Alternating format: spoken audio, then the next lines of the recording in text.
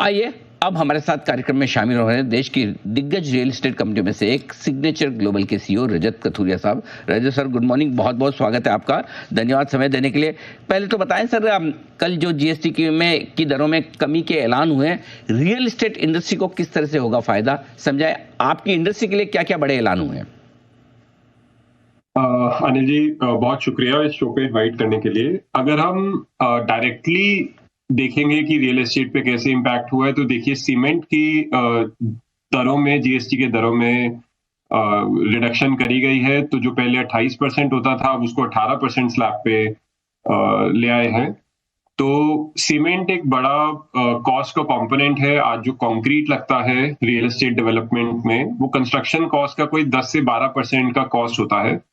तो ये जो रिडक्शन है, इससे कंस्ट्रक्शन कॉस्ट में डायरेक्ट बेनिफिट देखेंगे तो कोई 1% या 1.5% तक का benefit directly construction cost per इससे आता है।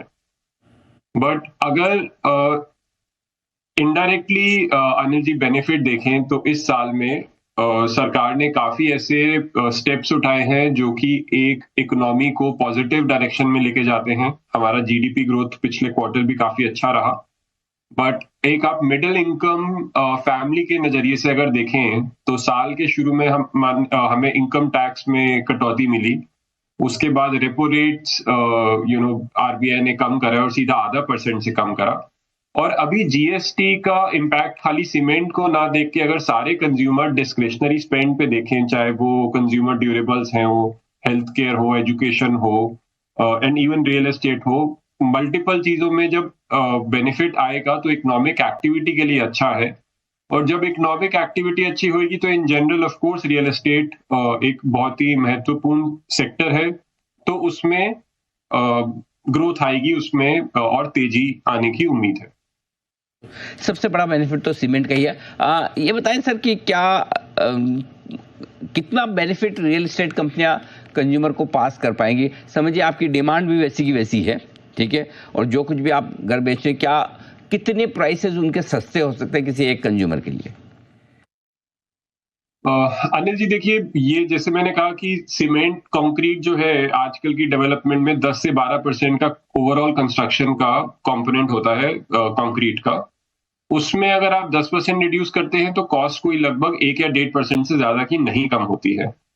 तो अगर सेलिंग प्राइस के टर्म्स में आप देखेंगे तो ये लेस देन 1% का इम्पैक्ट रहता है इसका। तो आप ये नहीं कह सकते कि जीएसटी कम होने से कोई 5% के प्राइसेस ऐसे रिड्यूस हो जाने चाहिए। ऐसे वो इस जीएसटी के रिडक्शन से ऐसा कुछ वायबल नहीं होता है।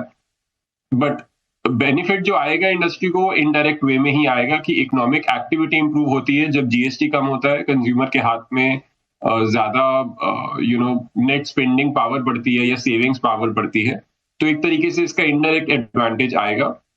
थोड़ा बहुत बेनिफिट अगर रियल एस्टेट इंडस्ट्री दे पाएगी तो 1 या 2% से ऊपर का एडवांटेज को इसमें हो नहीं पाएगा, just because of cost reduction. तो उस हिसाब से तो सर बहुत डिमांड बढ़ेगी घरों की इन सारे बदलाव से, ऐसा तो नहीं लगना चाहिए? सर, इससे डिमांड पे अनिल जी बेनिफिट खाली प्राइस का नहीं होता है, पेइंग कैपेबिलिटी बढ़ेगी कस्टमर की। आप ऐसे समझिए कि आज उनको अगर कोई कंज्यूमर ड्यूरेबल खरीदना था, उस पे स्पेंडिंग कम हो गई, या एजुकेशन पे या हेल्थ केयर पे स्पेंडिंग कम हो गई। आपके इंटरेस्ट रेट्स आपके कम हो गए हैं, तो आपकी वैसे भी पेइंग पावर बढ़ गई है। आपके taxation income tax burden during this year कम हुआ है। तो कस्टमर के हाथ में देखिए सेविंग कैपेबिलिटी बढ़ेगी ये सारे स्टेप्स को लेके। एंड एक के बाद एक देखिए आप गवर्नमेंट की तरफ से स्टेप्स आ रहे हैं, तो इससे कहीं ना कहीं एक सेंटिमेंट इंप्रूव रहता है। तो ये काफी गेम सेंटिमेंट का चलता है। उनको लगेगा कि नहीं, हमारे हाथ में पैसा बच रहा है, तो उनकी कॉन्फिडेंस बढ़ेगा, मोटिवेट होंगे और वो लॉन्गर टर्म गोल्स की तरफ काम कर पाएंगे। चाहे वो अपना सिप की इंस्टॉलमेंट को इंक्रीज करें या घर खरीदते हुए ईएमआई देने के लिए कमिटमेंट इंक्रीज कर पाए। तो हमें इसको होलिस्टिक वे में देखेंगे तो ये काफी महत्वपूर्ण स्टेप है, ये रिफॉर्म जो जीएसटी में आया है। बात है। चलो, बहुत बहुत धन्यवाद सर, आपने समय दिया और विस्तार से आपने बताया भी किस तरह से रियल एस्टेट इंडस्ट्री पर पड़ेगा फर्क। डायरेक्टली ज़्यादा बेनिफिट भले ना हो, लेकिन जो परचेजिंग पावर बढ़ेगा, लोगों के हाथ में जो पैसा ज़्यादा रहेगा अब, उसका फ़ायदा रियल एस्टेट कंपनियां उठाने को है तैयार।